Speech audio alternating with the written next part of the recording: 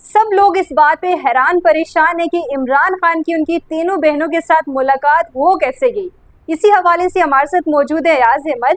जरा बताइएगा कि ये मुलाकात आखिर कैसे हुई, कोई डील तो नहीं होने वाली, क्या मामला चल रहे हैं अंदर की, हमें जरा गाइड कीजिएगा, लोग जानना चाह रहे हैं इस बारे में।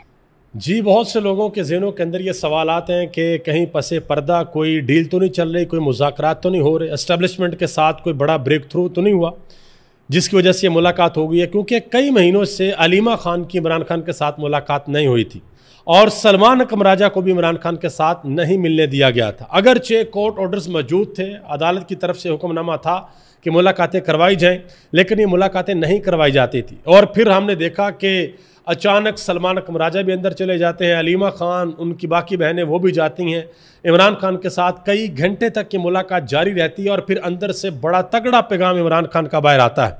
और इसके बाद बहुत से लोग ये सवाल सोच रहे हैं, लोगों के ज़हनों के अंदर ये सवाल है कि कहीं ऐसा तो नहीं कि मीडिया के ऊपर बातें कुछ हो रही हैं और पसे पर्दा जो है वो कुछ और चल रहा है, तो किसी किस्म की कोई डील नहीं है, किसी किस्म के कोई मुज़ाकरात नहीं है।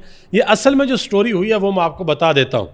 असल में हुआ यह है कि जो तोशाखाना 2 केस है जो अडयाला जेल के अंदर चल रहा है, उसमें इमरान खान के जो वकील हैं उन्होंने वाज़ह तौर पर जज को यह कहा कि अगर इमरान खान की फैमिली इस ट्रायल के अंदर नहीं आती, क्योंकि ये एक ओपन ट्रायल है, अगरचे अडयाला के बंद कमरे के अंदर हो रहा है लेकिन है ये ओपन ट्रायल। उन्होंने कहा कि अगर इमरान खान की फैमिली नहीं आती तो हम इस कार्रवाई का हिस्सा नहीं बनेंगे। और फिर मजबूरन इमरान खान की फैमिली को, सलमान कमराजा को और पाकिस्तान तहरीक इंसाफ के दूसरे लोगों को अडयाला जेल के अंदर बुलाना पड़ा, मुलाकात करवानी पड़ी।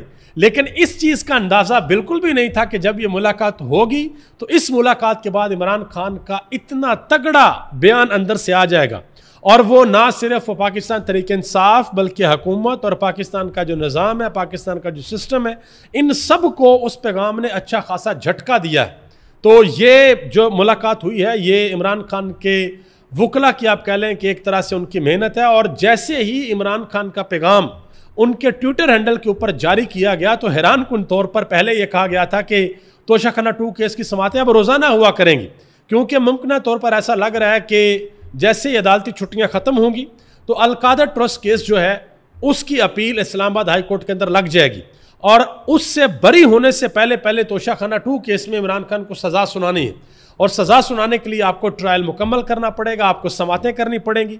और जब आप समात करेंगे तो वहाँ पर मीडिया भी जाएगा, इमरान खान की फैमिली भी जाएगी, इमरान खान के वकला भी जाएंगे।